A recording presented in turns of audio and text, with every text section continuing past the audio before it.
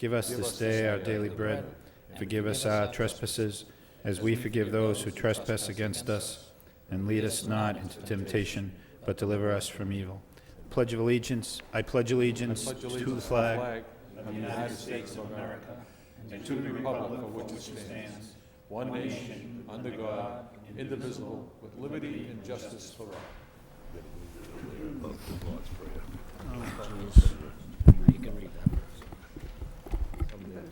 Okay, I'm going to read the warrant for the special meeting to the members of the City Council of the City of Lowell.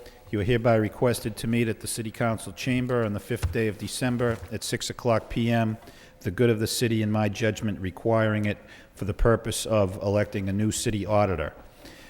Witness my hand and seal this first day of December 2000, William F. Martin, Jr., Mayor.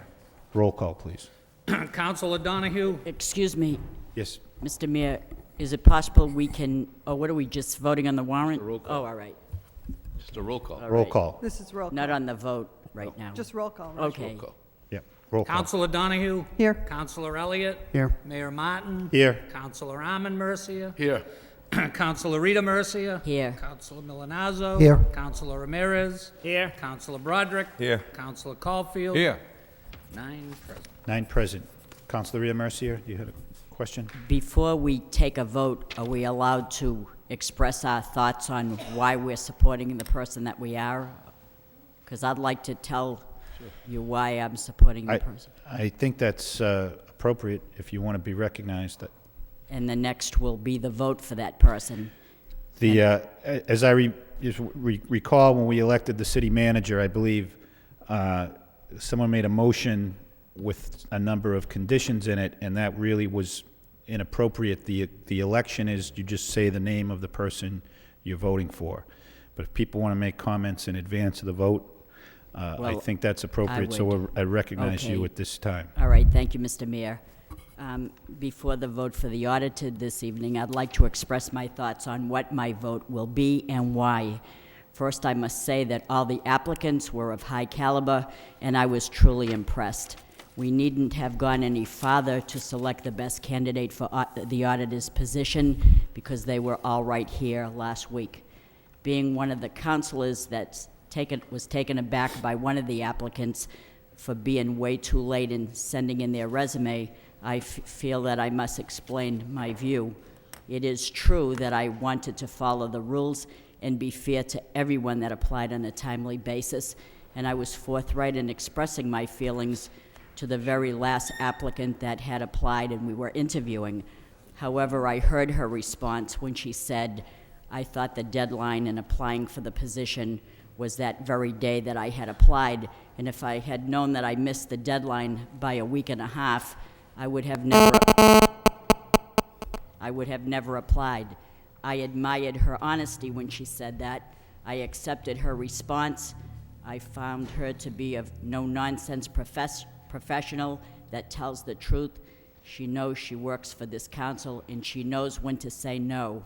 And I will say yes to her, because she would be my choice for the auditor's position, and that is Judith Hoppen. And I had to just express that because I was really adamant in my position of not supporting someone that came in an untimely manner, but I accepted her reasoning. Thank you. Councilor Armin Mercier? I'd like to move at this time that the position of auditor be considered by a roll call and naming the person of your choice. So moved by Councilor Armin Mercier, seconded by Councilor Caulfield. All in favor of that motion, say aye. Any opposed? So we will proceed with the election of the new city auditor. Would each councilor designate the candidate of their choice by name? Councilor Elliott. Is this the appropriate time to just say a few words? Yes. Oh, okay. On the motion, Councilor Elliott. Sure. Thank you, Mayor. I will be brief because, the interviews were televised, and I think the viewing public, like all of us here, will recognize that we got very good candidates that we interviewed, all 4 of them. My selections came down to Cheryl Wright and Judith Hoppen, and I think they're both very qualified. I think I want to say strengths and weaknesses, but I don't think either of them really have weaknesses, so to speak. They bring sort of different dynamic to the position. They both have strengths in different areas. They both are well versed in munis, and both have decent education, and clearly both have significant municipal experience in municipal accounting. So, the choices were very difficult, even coming in. I think they're both going to, whoever does get the votes, both will do an absolutely excellent job of those two, in my opinion. So, yeah, I just wanted to make those comments. Thank you, Mr. Mayor. Thank you. Anything further? Okay, roll call. Counselor Donahue, Cheryl Wright. Counselor Elliott, Judith Hoppin. Mayor Martin, Cheryl Wright, Counselor Armin Mercia, Judith Hoppin. Counselor Rita Mercia, Judith Hoppin. Counselor Milonazo, Cheryl Wright. Counselor Ramirez, Cheryl Wright. Counselor Broderick, Cheryl Wright. Counselor Caulfield, Judith Hoppin. Cheryl Wright had 5 votes, Judith Hoppin 4 votes, she was elected. okay, Cheryl Wright has 5 votes, Judith Hoppin has 4 votes. Cheryl Wright is elected as the new city auditor. Should we change up? Counselor Donahue. Oh, I'm sorry, I don't know their Councilor Elliott.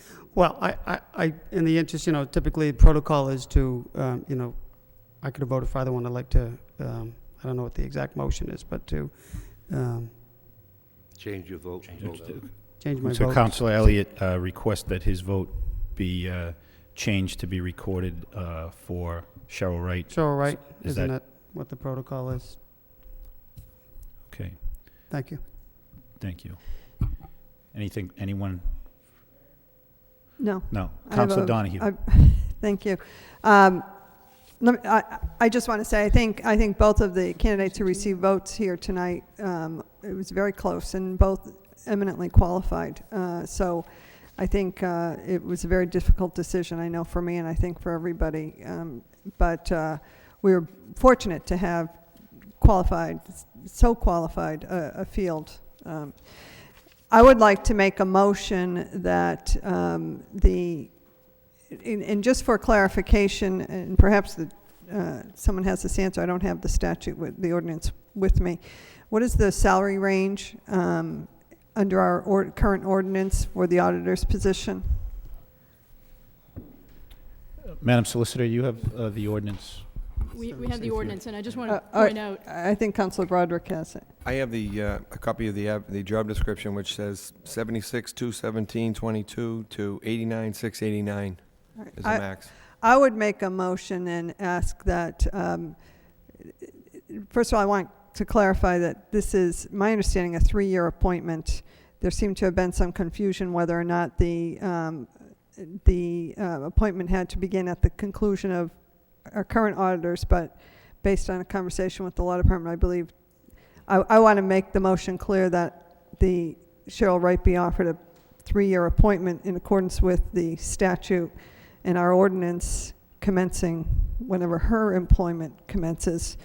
But I would ask that the matter be referred to the law department to negotiate a salary within the range of the current ordinance range, which, as just stated, excuse me, by Councilor Broderick. And I would also, based on the interview, ask that the law department report back on a contract for that 3-year period for the following reasons. I believe some of the candidates, and I don't remember whether Cheryl Wright was one or not, had expressed the desire for a contract. I think it's in our best interest. This is a 3-year appointment. I think it's in our best interest to have a contract that spells out duties and obligations. I think there was confusion, and rightfully so maybe, in terms of how much vacation time does the auditor get? Who does the auditor report to when they're on vacation? I think we want to avoid those scenes again in the future. And so I would want some specificity in that 3-year appointment, and not just a 3-year appointment. I'd also ask the law department to report back, and I'll make it by way of a motion to the oversight subcommittee as to things like vacation, 6-day reporting, whether it be to the mayor's office. This is an employee who does not work for the manager but works for the council, and so I think in the interest of the city's best interest, we should have some more detail in that 3-year appointment than what we've currently had. So I would ask that the matter be referred to the law department to contact Cheryl Wright and or her counsel, as we did with the manager Lynch, and report back to the audit oversight committee with some recommendations and language. Thank you. So that's moved by Councilor Donahue, seconded by Councilor Broderick. Councilor Broderick. I'll second it. I think the contract can work in our favor. It's my discussion with the solicitor was that the 3-year appointment is tantamount to a contract in terms of termination has to be by cause. So if we make it nice and neat on paper, everybody will know what the boundaries are, sick time, so on. The Councilor Donahue already mentioned, and it should be a nice, neat package that everybody can be aware of and know what the boundaries are. Thank you. Thank you. Councilor Elliott. I don't disagree that we should proceed in that fashion, but shouldn't this council set those parameters and not the solicitor? I mean, what basis would you start with? I mean, there's no ordinance in place, and does it need an ordinance, or is contract sufficient? Right, as I understand it, Counselor, I agree with you. As I understand it, the motion is really just to have the law department negotiate and then report back to the subcommittee. The law department certainly would not be making any final decisions. It would just be doing some preliminary negotiations with respect to salary. Although we do have an ordinance, because we would be, potentially at least, until the council finally approves it, adopting a contract in this particular case under Section 108N, which is the same statutory section under Chapter 41 that enables the council to offer the manager a contract. Under that provision, it supersedes any local ordinance. So the salary range we would not be bound by grid ordinances, salaries rather, but it would be dictated by the contract as well as the terms and conditions of the employment. All of that would be dictated by the contract, and everything but for a provision of your charter would be superseded by the contract. As Councilor Broderick had noted, because of the 3-year term, implicit in that is the idea that the only time you really can terminate once making an election is for cause. Otherwise, that would clearly undermine the whole idea of having a 3-year term.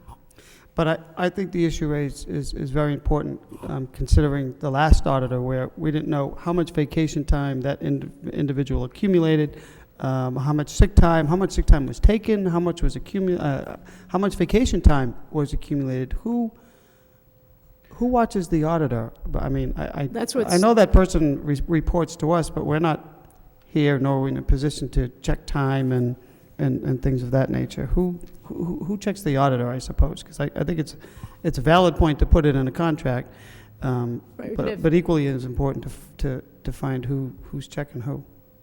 Yeah, and again, that's something that we can take a look at and provide some suggestions, and then ultimately it would be up to the council to make that kind of a determination as to who, if it came to, say, checking in with vacation time, what type of notice the council is going to require if the auditor is to be away on vacation.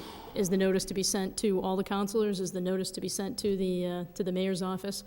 Those are ultimately the questions that the council would be answering, but the law department could at least, I guess, start the preliminary negotiations with the elected auditor, and then bring that to the subcommittee to be worked out further, and then the subcommittee, I believe, would then be reporting back to the full council for full discussion and debate on any or all of these points.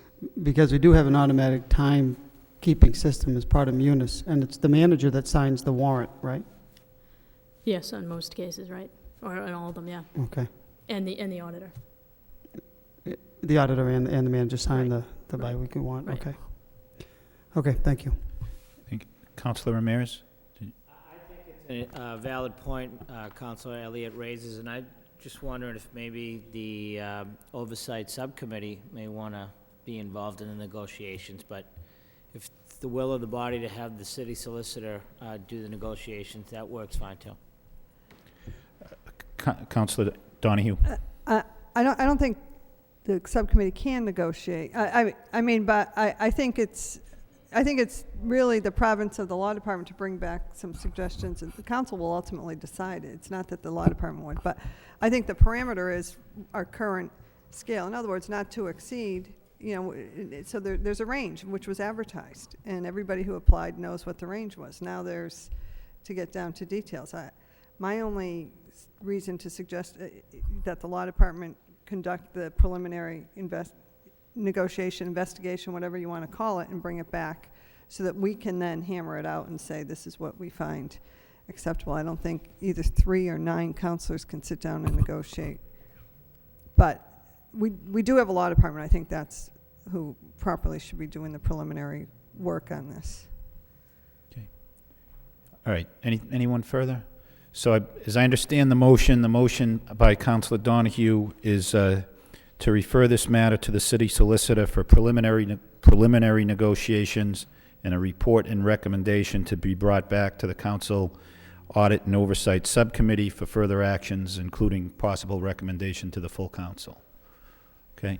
So moved by Councilor Donahue, second by Councilor Broderick. Is there a request for roll call on that motion?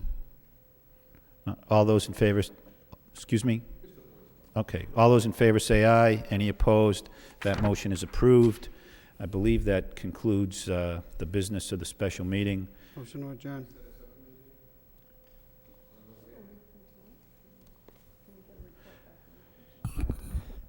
Yeah.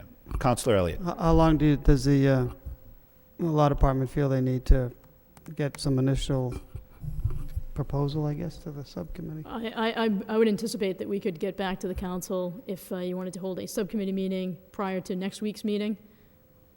That'd be fine. Okay. So if that concludes, you'll just have to post the meeting. The clerk will post the meeting.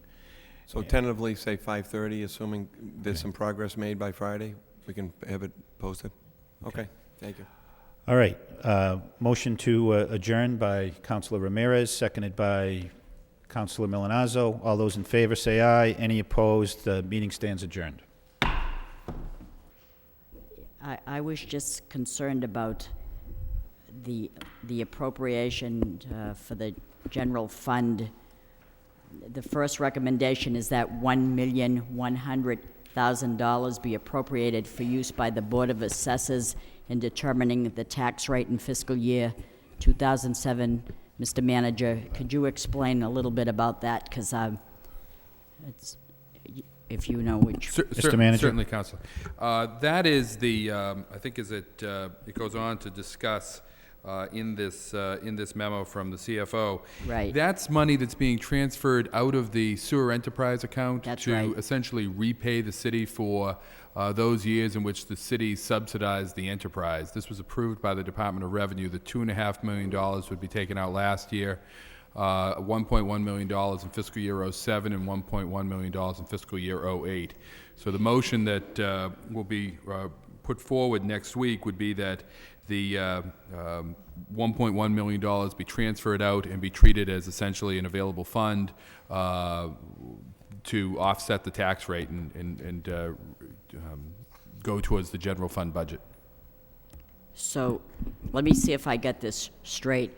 You can't take free cash and apply it towards the tax rate, but you can take money slated for an enterprise fund and put that to it? Well, you can use money from free cash, but again, Councilor, we don't have any free cash.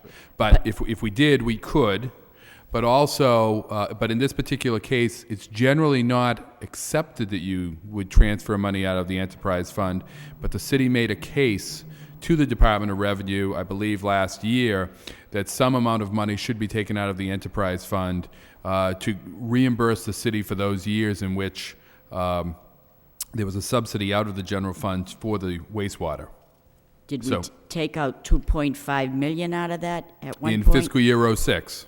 And applied that to the tax levy, The city right? did, yes. Right, okay, so we can do that, Yes, we can. The Department of Revenue has given us these 3 years to do that. because we asked for Which special is- permission from the Department of Revenue to do that. Exactly. Okay, I just And needed some. and again, it's good that we're doing that. Obviously, in these tough budget times, it's very good. There's certainly an argument to do it. I think the concern we have to, I think you're seeing part of the problem here, that last year the budget was built on $2.5 million, and there's a drop-off of $1.4 million this year. Next year, there'll be the same as this year, and then after that, it goes away. So that's one of the risks you have of utilizing these monies one time in your budget. When they disappear, you've built your budget around those monies being there. But I think there's justification here. Certainly, we need to use that money this year, and we've included that within our budget plan. And when all is said and done, how far away from the levy limit will we be? I think we'll be about $4 to $5 million from the levy limit. So we still have a cushion Yes, there. absolutely, absolutely. Right. Thank you. Counselor Elliott?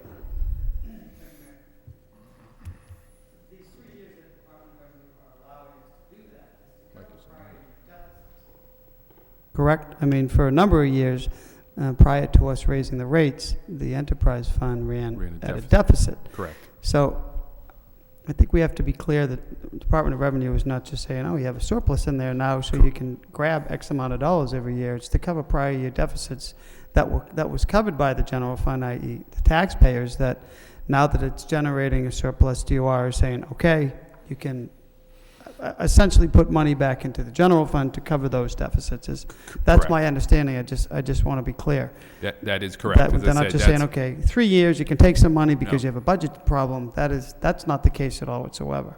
No, Okay. To be very clear, it is where the general fund subsidized the enterprise fund because the enterprise was running at a deficit.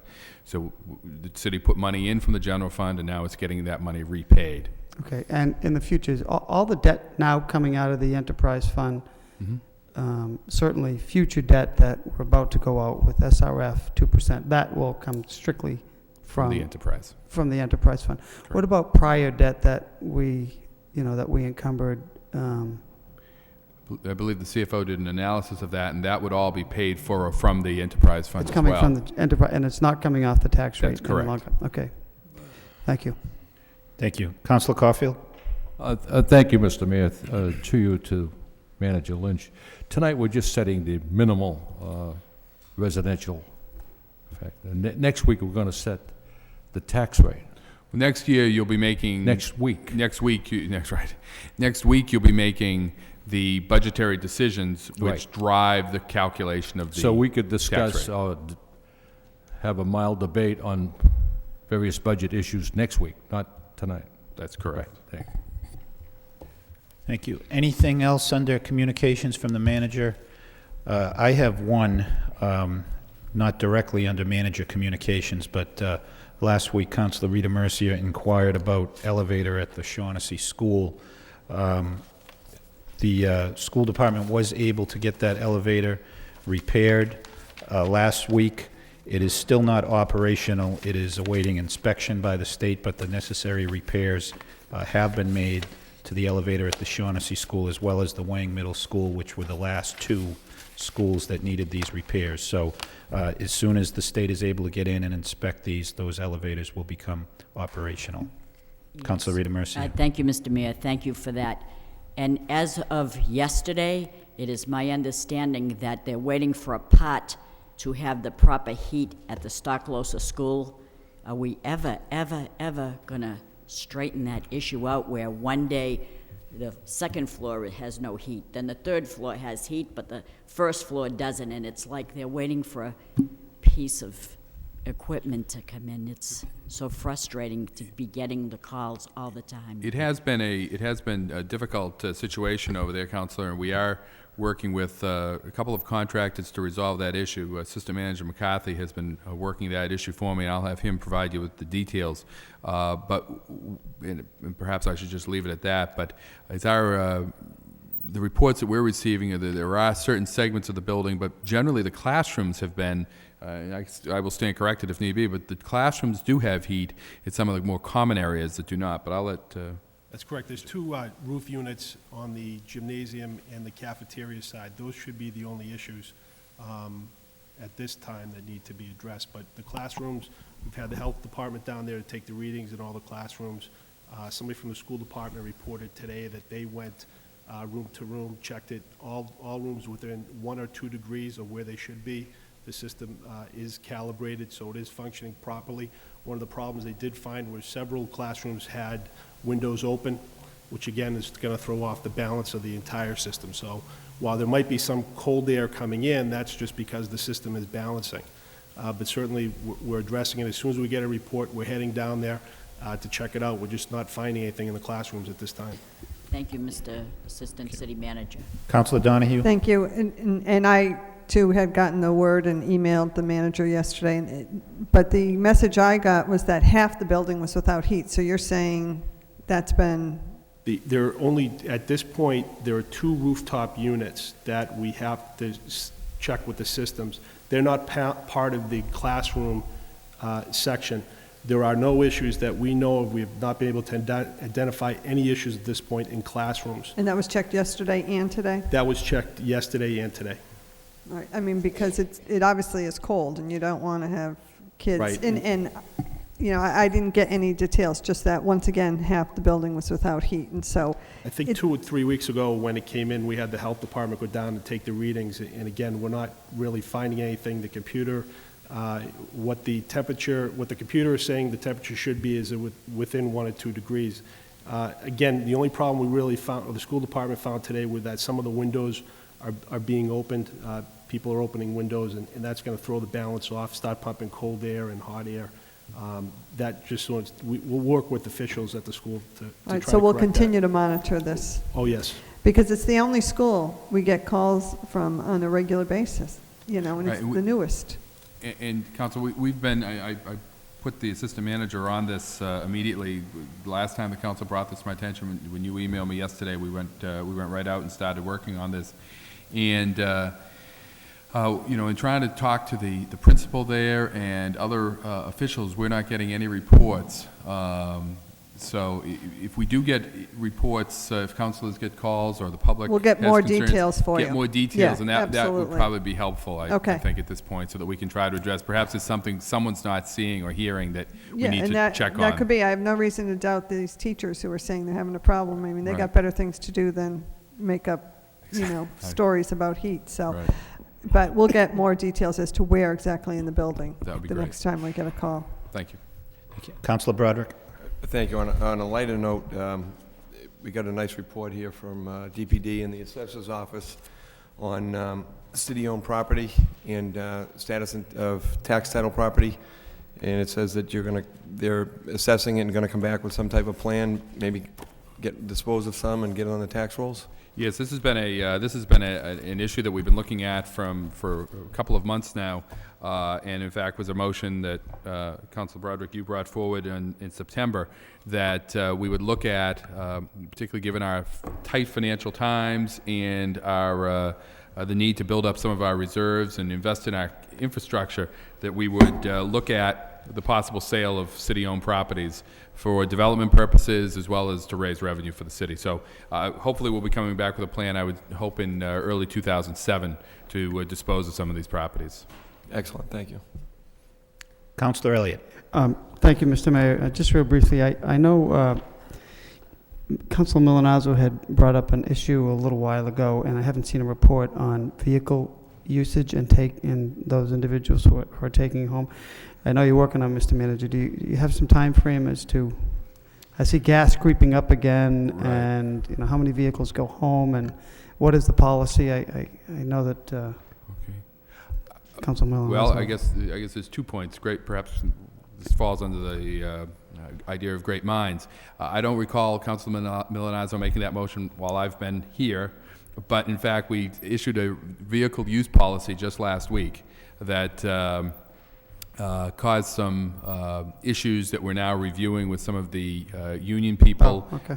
But we're hoping to resolve those within the next couple of weeks, and then we'll be able to get that out, and it will delineate who is able to bring cars home. That has been an issue that I've been looking at with department heads, and there are several issues there involving, including the cost of gasoline to run those vehicles, but also the liability that it exposes the city to with those vehicles out on the street. Well, that was one of the reasons why I brought it up also, is that, I know that we looked at utility costs, and that's clearly one factor that we have to increase certain line items for, and the way gasoline is looking, the trend that it's going, that's another area. Just, correct. Do we know if we have, projected out a reasonable amount for those particular line items? Do we know For gas? for the gasoline? I guess gas in itself, yes. We haven't looked at that specifically, but we can take a look and Take a see look, where okay. we are with those particular line items. Okay, thank you, Mr. Manager. Thank you. Anything else under communications from the city manager? Motion to accept the communication is a communication placed on file by Councilor Broderick, seconded by Councilor Ramirez. All those in favor say aye. Any opposed? The communications are accepted. Next item is approval of a constable bond for Guy Gill of 10 Martingale Lane, Andover, Mass. Motion to approve by Councilor Caulfield, second by Councilor Ramirez. Need roll call? Roll call, please. Counselor Elliott, Yes. Mayor Martin. Yes. Counselor Arman Mercia. Yes. Counselor Rita Mercia. Yes. Counselor Milonazo. Yes. Counselor Ramirez. Yes. Counselor Broderick. Yes. Counselor Caulfield. Yes. Counselor Donahue. Yes. 9 yeas, the bond is approved. Next item is 2 requests from the police department for out-of-state travel. One is to send 2 civilian employees to the Bureau of Justice Regional Conference Series, Baltimore, Maryland, January 25th, January 26th, 2007. Funds for this request will come from the Community Policing Grant. And the second is a request to send 1 officer to the High-Risk Explosive Search Conference in Las Vegas, Nevada. I assume that's Las Vegas.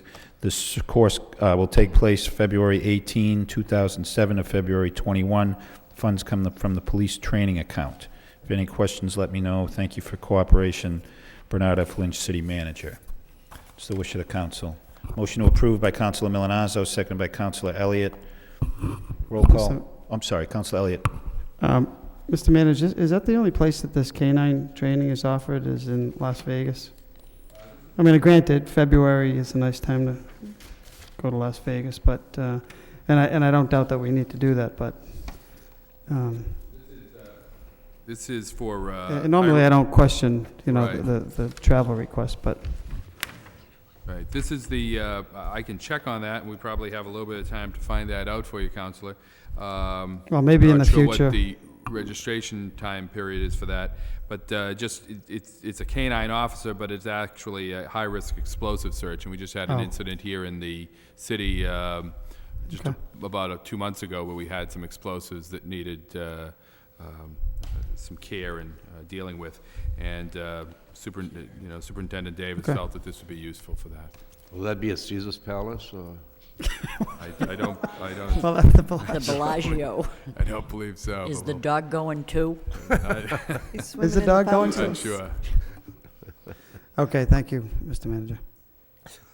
Okay, so there was a motion to approve. Is that still no request to amend or anything? Can they Okay. check the fountain up at the Bellagio? while Well, I was they're going to say we could do double duty while we're there, but Okay, roll call.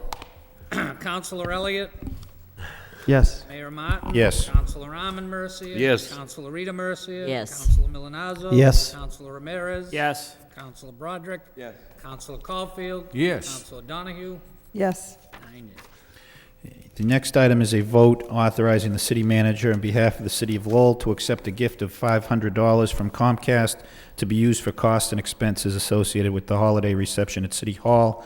Whereas Comcast wishes to donate a gift of $500 to be used for the holiday reception at City Hall, and whereas the city of Lowell desires to accept the gift of $500 to be used for the holiday reception Now therefore be it voted that the city manager be and hereby is authorized in the name of the city of Lowell to accept a gift of $500 to be used for costs and expenses associated with the holiday reception to be held December 14, 2006 at City Hall pursuant to General Laws, Chapter 44, Section 53A. Second reading by title, a vote authorizing the city manager on behalf of the city of Lowell to accept a gift of $500 from Comcast to be used for costs and expenses associated with the holiday reception at City Hall. Question, motion approved by Councilor Broderick, seconded by Councilor Ramirez. Roll call. Councilor Elliott? Yes. Mayor Martin? Yes. Councilor Arman Mercia? Yes. Councilor Rita Mercia? Yes. Councilor Milonazo? Yes. Councilor Ramirez? Yes. Councilor Broderick? Yes. Councilor Caulfield? Yes. Councilor Donahue? Yes. 9 yeas. 9 yeas, the matter is approved. And just for members of the public, that meeting will be, the party is a week from Thursday, December 14th, 5 p.m. in the mayor's reception room. The public is invited to attend. Santa Claus has agreed, despite this being his busy time of year, to make a second trip to Lowell. He was here for the parade. He plans to come back for the party, so we're fortunate to have him taking time out of his busy schedule to be with us that day. Looking forward to see everybody there. The next item is a vote authorizing the city manager to submit a grant application to Massachusetts Emergency Management Agency under the Community Emergency Response Team Grant Program in the amount of $3,216.04 for the City of Lowell Fire Department. Motion to waive the full reading by Councilor Broderick, seconded by Councilor Caulfield. All those in favor of waiving the full reading, say aye. Any opposed? The full reading is waived. Second reading by title. A vote authorizing the city manager to submit a grant application to the Massachusetts Emergency Management Agency under its Community Emergency Response Team Grant Program in the amount of $3,216.04 for the City of Lowell Fire Department. Questions? Roll call. Councilor Elliott? Yes. Mayor Martin? Yes. Councilor Arman Mercia? Yes. Councilor Rita Mercia? Yes. Councilor Milonazo? Yes. Councilor Ramirez? Yes. Councilor Broderick? Yes. Councilor Caulfield? Yes. Councilor Donahue? Yes. 9 yeas. Okay, the next item is a vote authorizing the city manager to apply for, accept, and expend a grant from the Commonwealth of Massachusetts Executive Office of Public Safety Programs Division, the amount of $30,000 to provide funding for threat mitigation costs through the Northeast Homeland Security Regional Advisory Council, otherwise known as NERAC, for the City of Lowell. Motion to waive the full reading by Councilor Broderick, seconded by Councilor Ramirez. All those in favor of waiving the full reading, say aye. Any opposed? That motion is approved. Second reading by title, a vote authorizing the city manager to apply for, accept, and expend a grant from the Commonwealth of Massachusetts Executive Office of Public Safety Programs Division in the amount of $30,000 to provide funding for threat mitigation costs through the Northeast Homeland Security Regional Advisory Council, otherwise known as NERAC, for the City of Lowell. It's my understanding that these funds are to be used for high-risk infrastructure, including the Songus Arena and LaLasha Park. Motion to approve. Motion approved by Councilor Rita Mercia, seconded by Councilor Elliott. Roll call. Councilor Elliott? Yes. Mayor Martin? Yes. Councilor Arman Mercia? Yes. Councilor Rita Mercia? Yes. Councilor Milonazo? Yes. Councilor Ramirez? Yes. Councilor Broderick? Yes. Councilor Caulfield? Yes. Councilor Donahue? Yes. 9 yeas. Okay, the next item, there are two related questions. Any objection to considering them both together? They're both easements. First one is a vote authorizing the city manager to execute a drainage easement and agreement with Kenneth R. Koziol, owner of property at 152 Endicott Street in the city of Lowell. The second is a vote authorizing the city manager to execute a drain easement and agreement with Edward A. Koziol and Priscilla G. Koziol, owners of property at 163 Draycott Street in the city of Lowell. Motion to waive the full reading on both of these by Councilor Caulfield, second by Councilor Broderick. Second reading by title, a vote authorizing the city manager to execute a drain easement and agreement with Edward A. Koziol and Priscilla G. Koziol, owners of property at 163 Draycott Street in the city of Lowell, and a vote authorizing the city manager to execute a drain easement and agreement with Kenneth R. Koziol, owner of property at 152 Endicott Street in the city of Lowell. A motion approved by Councilor Arman Mercia, seconded by Councilor Ramirez. Questions? Roll call. Counselor Elliott? Yes. Mayor Martin? Yes. Counselor Arman Mercia? Yes. Counselor Rita Mercia? Yes. Counselor Milonazo? Yes. Counselor Ramirez? Yes. Counselor Broderick? Yes. Counselor Caulfield? Yes. Counselor Donahue? Yes. 9 yeas. Okay, we'll open the public hearing on the minimum residential factor. Vote is to authorize the minimum residential factor for fiscal year 2007. Is hereby voted by the City Council of the City of Lowell as follows: to adopt the minimum residential factor of 0.885334% for fiscal year 2007, which will shift the share of the levy to commercial, industrial, and personal property classes. Second reading by title, a vote adopting the minimum residential factor for fiscal year 2007. We'll open the public hearing for those wishing to speak in favor. Anybody wishing to speak in favor of adopting the minimum residential factor as so stated? Anyone wishing to speak in favor? Okay, that portion of the public hearing is closed. Anybody wishing to speak in opposition? Anyone wishing to speak in opposition to adopting the minimum residential factor? Hearing none, that portion of the public hearing is closed. What's the wish of the council? Mr. Mayor. Councilor Caulfield. Just one question, just to clarify. This is the same residential factor as last year, the minimum residential factor? Yes, it Nothing has changed in the negative? No, nothing has changed. It's still going to the maximum in terms of the split to commercial. Right. Councilor Elliott? No? No, thank you, Mayor. Okay. Any further questions? Roll call. Counselor Elliott? Yes. Mayor Martin? Yes. Counselor Arman Mercia? Yes. Counselor Rita Mercia? Yes. Counselor Milonazo? Yes. Counselor Ramirez? Yes. Counselor Broderick? Yes. Counselor Caulfield? Yes. Counselor Donahue? Yes. 9 yeas. 9 yeas, the shift is approved. Subcommittee reports. Any subcommittee reports? Councilor Donahue. Thank you, Mr. Mayor. The subcommittee on the Judicial Center met last evening to receive a report from the manager and Matt Coggins from Planning and Development as to what's going on with the Judicial Center in the city of Lowell. Senator Panagiotakis was out of town, unable to appear. However, DJ Corcoran from his office was present, and unfortunately none of the state representatives could attend. We try to schedule this so that they can, and because this is an important issue, I know we thought they'd be there. In the future, we'll make every effort to schedule it around their schedule, because there were questions that are raised that we don't have the answers to, and we really would like to hear from our state delegation as to some of these issues. At any rate, what we did find out is that November 2nd, Mr. Manager, you and Mr. Coggins met with the state delegation to review the optional site for the Judicial Center. This was caused, just by way of background information, because DCAM from the state decided to revisit the issue, the siting of the Judicial Center, in light of the flooding at the Davidson Street lot that happened, which is where they had originally chosen to build the Judicial Center. And so they're looking at alternate sites. The one that in particular that is the focus right now is the Appleton Mills area. This is part of the Hamilton Canal District, Mills 1 through 4 on Jackson Street. This particular site could be very beneficial to the city. It has a number of issues, however, both from the state side and from the city side. It was, and one of the questions as far as the city goes is we were looking to find out were these 4 mills an integral part of the Hamilton Canal District as originally advertised and put out, and they were. It really constitutes over 3 acres of the 15-acre parcel.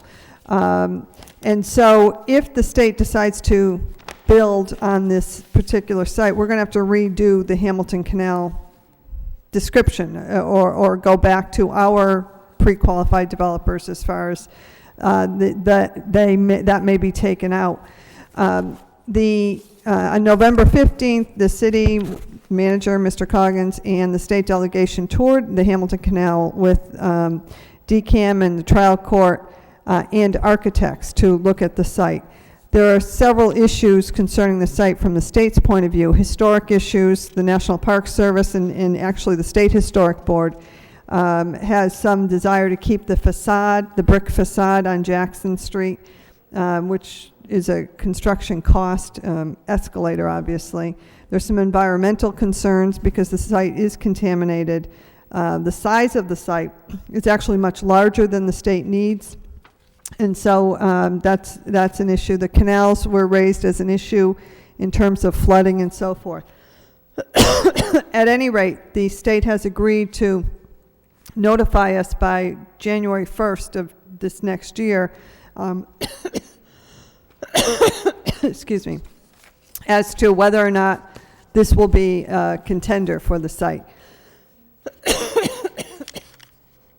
Anyway, what is important is it's important that we keep the Judicial Center here in Lowell. Also, how it impacts the Hamilton Canal. I need some water myself, speaking of these canals. So, thank you. All right. The other aspect has to do with the garage.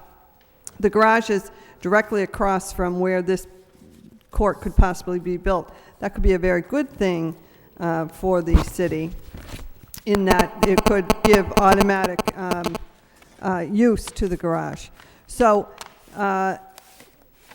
initially the city had been told that perhaps this would be a taxable entity. It looks now that this will not be a taxable entity.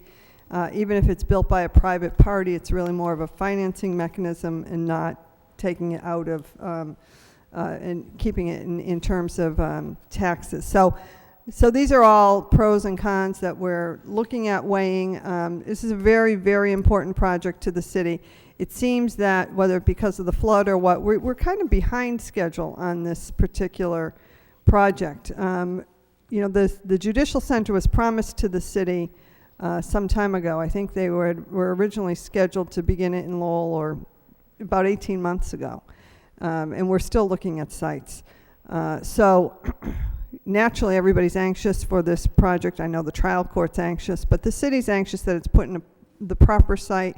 And obviously, if we can maximize the benefit to the city, then all the more good. This is a $100 million project that is certainly going to be important to the Hamilton Canal if it fits into that site. So we look forward to hearing from the state early next year. And then perhaps we recessed the subcommittee so that when we do hear, Mr. Manager, you can report back to the subcommittee and we can set up a time that some of the questions we had can be answered and we can review it together with our state delegation. For example, one of the questions was, has the state abandoned the Davidson Street lot idea or not? And we really don't know the answer to that, whether they've completely written it off or whether it's still in the running. And so, you know, these things are all important, not only as to what they're thinking, but what timeline we're looking at and so forth. So that's a report of progress as far as the Judicial Center, and hopefully within the next month or so, we'll have an update for the council. I don't know if the other members have anything to add.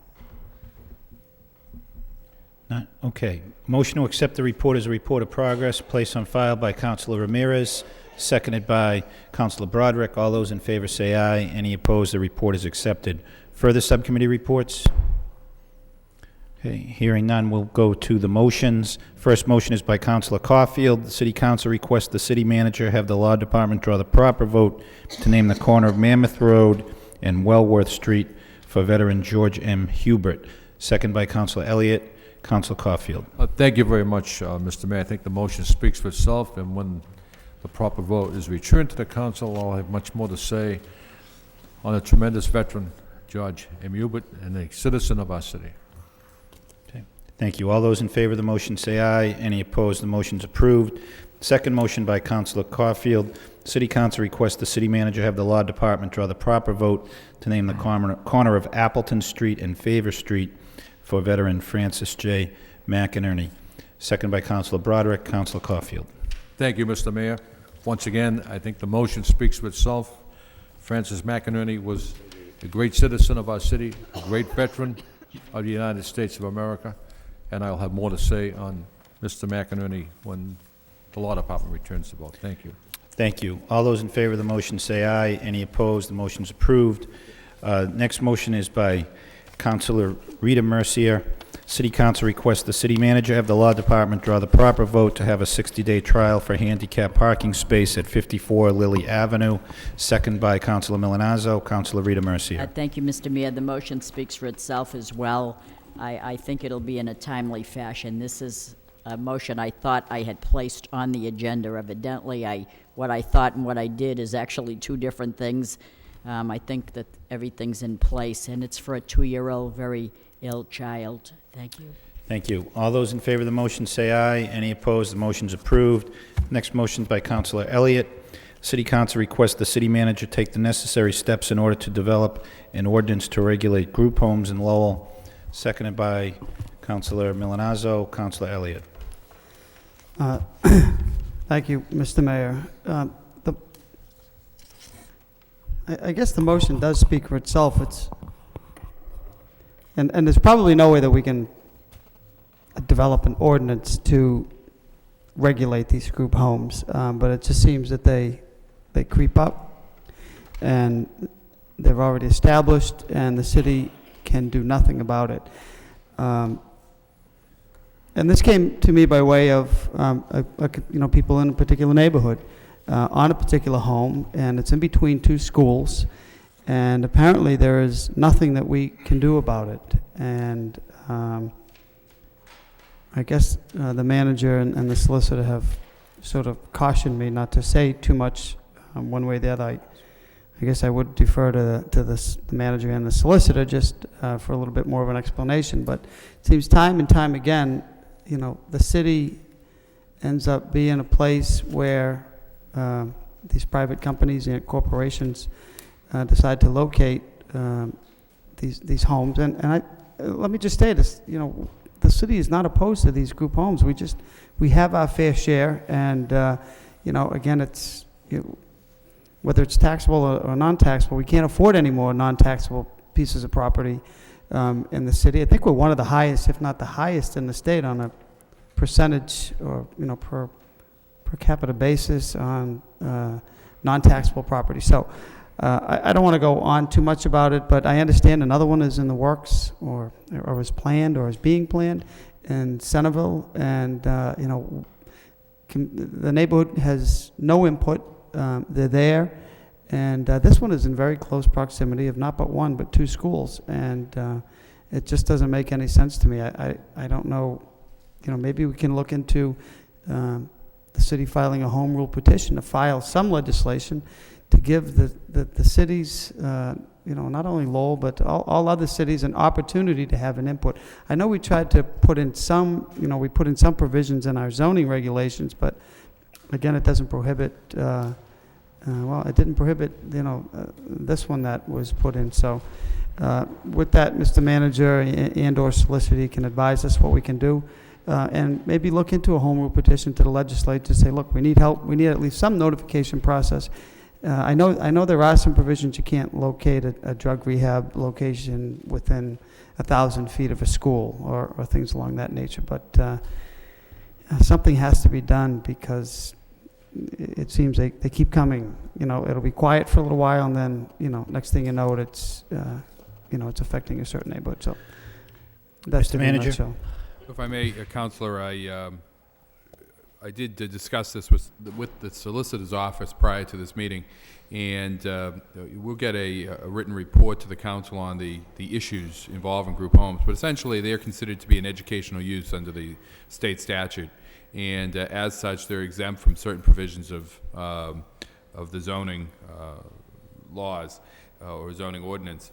So, but I'll be happy to have the solicitor's office to draft that up in a more formal report to the council, which I think outlines all the process in which these group homes go through in order to locate in a community, and the limitations on local control. And we can certainly explore the possibility of what's out there in terms of a home rule petition or a special act that may be utilized in order to provide local, some type of local control over such as facilities being put in a community. Thank you, Mr. Manager. Just one quick follow-up. Educational use, that seems to be the guideline that permits these organizations to come and locate. Who enforces, or, I mean,